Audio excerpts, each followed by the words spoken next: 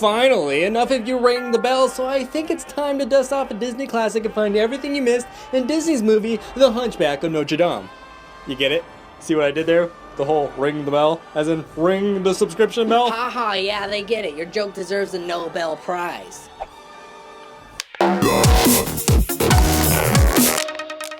Win $100, just subscribe, find 5 Easter eggs, and comment where they are. In the very beginning of the movie, we discover that Frollo is the evil villain. Spoiler alert! There's also a subtle little jump scare at this point in the movie that most people manage to miss. You're gonna need to watch the statue here closely.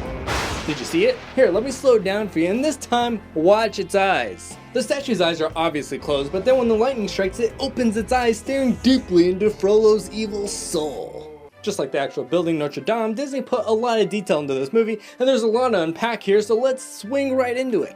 I have a hunch that this is going to be your favorite Easter egg in the entire movie. And that's going to come from Beauty and the Beast, who actually got a couple shoutouts in this movie. Now, I don't speak French, but Google does. The Hunchback of Notre Dame has a boulanger, or otherwise known as baker in English, while Beauty and the Beast also has a boulangerie, or otherwise known as bakery. But they both have the same exact baker. Now to prove this, let's put the bakeries both side by side. Okay, actually I guess they don't look anything alike. But wait, there's more! Call now. This Easter egg is a little bit more complicated. Kinda like Quasimodo and Esmeralda's relationship. Yeah, I said it. Poor Quasimodo got level 100 friend zoned. Don't forget she literally hid her boyfriend in his bedroom when he got in trouble.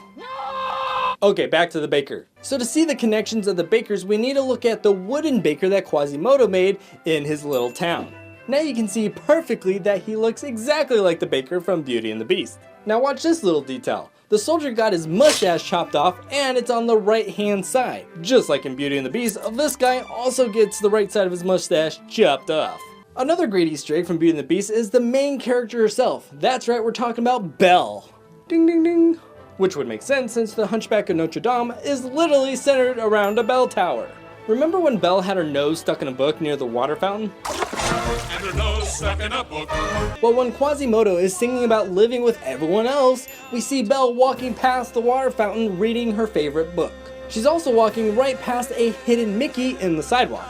Of course, the non-Disney fans are gonna say that's not real. One hidden Mickey that's not really a hidden Mickey that most people think is a hidden Mickey are the Mickeys on the side of the Notre Dame building. But it's not Mickey. In fact, it's just mirroring what the building actually looks like in real life. Next to Belle is another famous character, but this time it's from Aladdin. That's right, that's Rug, the magic carpet from Aladdin. And there's more magic here. If we rewind back just a little bit. No, too far. Okay, right there. Watch these two guys. It's a little bit difficult to see, but they're actually carrying Pumbaa on a stick. You know, the pig from The Lion King. Oh, the shame! If you're hungry for a hunk of fat and juicy meat, eat my buddy Pumbaa here because the end of the dream. And we have more pig sightings in the movie. Here's a pig on a sign. I'll let you decide if that's Pumbaa or not. This next pig, we don't have to do any guessing. If you watch Notre Dame closely, just for a moment we see one of the gargoyles looks like Pumbaa, but it's not. The animator spent weeks at Notre Dame studying every little detail of the building, even down to stenciling the texture of the bricks. All of these gargoyles are actually modeled after the real life gargoyles. And in fact, not only is it not Pumbaa, but it's not even a gargoyle. It's actually called a grotesque. A gargoyle is hollow on the inside and it's used to direct rainwater away from the building. A perfect example would be at the end of the movie we see the gargoyles directing the lava away from the building. This is just like how they would direct rainwater away from the building to prevent damage to the building. Ring-a-ding-ding-ding! These statues, on the other hand, are solid and don't spit water, so they're just called grotesque. After all, we're only made out of stone. If you need an easy way to remember the difference between the two, just remember gargle before you spit. The word gargle also originates from gargoyle. Grotesque, on the other hand, are designed to scare away demons and maybe a bird from time to time. Don't you ever migrate! And no, pigeons don't migrate. Another detail that wasn't in the original building is what we see on the stained glass window. If you look at the very bottom, you can see Disney crews working on drawings for the movie, including the layout department and computer animation. One Easter egg that's not such a Disney Easter egg is when Esmeralda is dancing and luring all the guys into liking her. It seems a tad bit inappropriate for a G-rated movie. And some of the dancing that we see here might resemble, oh, I don't know, something that you might see at an adult club. Well, that's because Esmeralda was voiced by Demi Moore, and that same year that The Hunchback of Notre Dame came out in 1996, Demi Moore was in another movie that's anything but rated G, where the character that she plays dances a dance just like this that can't be shown on YouTube. Everything the light touches is our kingdom. Oops, wrong movie. But wait, there's secrets to uncover for Lion King as well. Both movies at one point use a skull as a puppet to sing along with their characters. Ew, gross. Tastes like chicken. Okay, that's actually all I saw for Lion King. I just had to use the bug pun. I know, how evil of me, right? But speaking of evil, it seems like we have some villainy cameos. Speaking of cameos, you can get me on Cameo.com. Remember Frollo, the bad guy in Hunchback of Notre Dame? I hope so, we just talked about him. But he was voiced by Tony J. And Monsieur from Beauty and the Beast was also voiced by Tony J. I'm listening. Little creep. I love it. Then this guy might look familiar. I'm free. I'm free. Though this is unconfirmed, I refuse to believe that this old heretic is anyone but Jafar in his little prisoner disguise. I'm listening. Nonetheless, the old heretic is voiced by Gary Trisdale, who also co-directed the movie. He's also the voice of this scream right here that sounds a little bit like the Goofy holler. Now in this scene, if you watch the horses instead of the riders, the good guy's horse Achilles and the bad guy's horse Snowball clearly don't like each other. Achilles was also named Achilles just for one reason, and that's so phobias could say Achilles heel. Achilles, heel. See, even Disney likes corny puns. More names that we need to look at here are the stone statues that socialize with Quasimodo.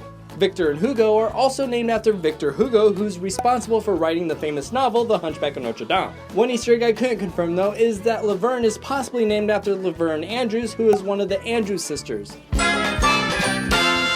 So today's survey question is this. With all the animated classics turning into live action movies, do you think they're going to be making The Hunchback of Notre Dame into a live animation? Hoot. This guy that jumps in the bucket of beer isn't so evil. He's actually an animated version of Bill Matthews, one of Disney's animators, which he's now retired, because this movie's really old. Now let's take a second here and listen to this soldier right here who hates Quasimodo. You think he's ugly now? Watch this. Sound familiar? That's because it's the voice of Bill Fagerbakke, who also voiced none other than Patrick Star from SpongeBob SquarePants. Congratulations, buddy. Now anytime you watch a movie, you're gonna see Patrick here. I love being purple. Disney also took a moment to reference and or copy from the Bible a character named Samson. He too is also a really strong man, only probably not as ugly. And just like Quasimodo, he was chained between two pillars, then with all of their supernatural strength, they knocked the pillars down. Only in the Bible, it didn't just knock a few pillars over, it took the whole building down. And all the people that were in the building turned out to be like the ants in this little scene. We also get another chance to hear the famous Goofy scream.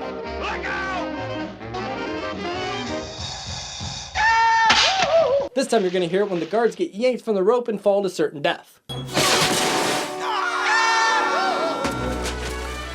The Hunchback of Notre Dame is probably one of Disney's darkest animated movies ever made, yet it still is only rated G, which to me is slightly suspicious. I'm not superstitious, but I am a little stitious. In Raiders of the Lost Ark, we learned how they took antennas down from the building to make it more accurate to the time era that the movie is supposed to take place in. If you haven't seen the video yet, make sure you check it out after this video. In Hunchback of Notre Dame though, we see the opposite took place here. They literally drew a satellite dish as a little bit of an inside joke to the movie, and you're gonna see it right here in the bottom corner of the screen. Unless of course this is actually proof that the aliens built Notre Dame. Yes, the chicken came before the egg, but every time someone says sanctuary, I think of the word parlay. I'm sorry, sir. She claimed sanctuary. There's nothing I can do. Parley! What? Parley. I invoke the right of parley.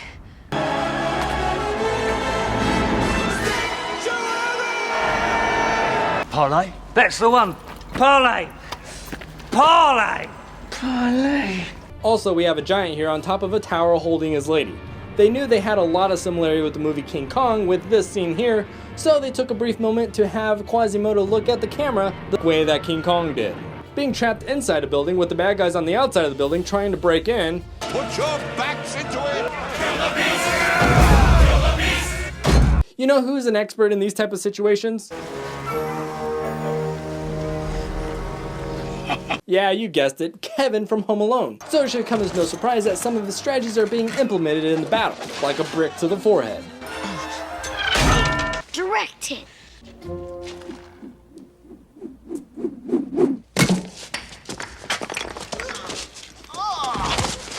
Also, the crazy bird attack is a shout out to one of Alfred Hitchcock's most famous movies, The Birds.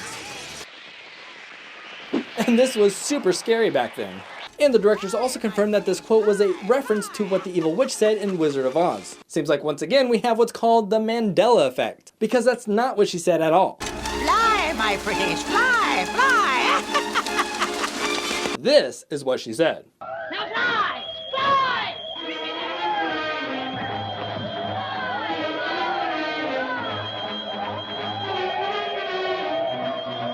So why do we all remember her saying, "Fly, my pretties"? Another secret we find in the final battle scene is how Frollo dies. Spoiler alert! He falls to his death just like Major Kong did riding a bomb in Doctor Strangelove, or How I Learned to Stop Worrying and Love the Bomb. But am I the only one here that thinks these soldiers' helmets look a lot like something straight out of Star Wars? I also think the scarf here has a pattern remarkably similar to the magician's hat in Fantasia. When true loves kiss, the spell shall break. Let me know what movie you want to talk about next. Subscribe if you want $1 million, or ring that little bell if you want to live in a bell tower. But remember, most importantly of all, gents and gentlettes, share a smile. They are contagious. Hey, share a smile. They're contagious. Can you imagine a day without smiling? Whew, that would be outrageous. Thanks for stopping by and hanging out with Crazy Nate. Make sure to leave a thumbs up if he left you feeling great. Have fun and we'll see you next time.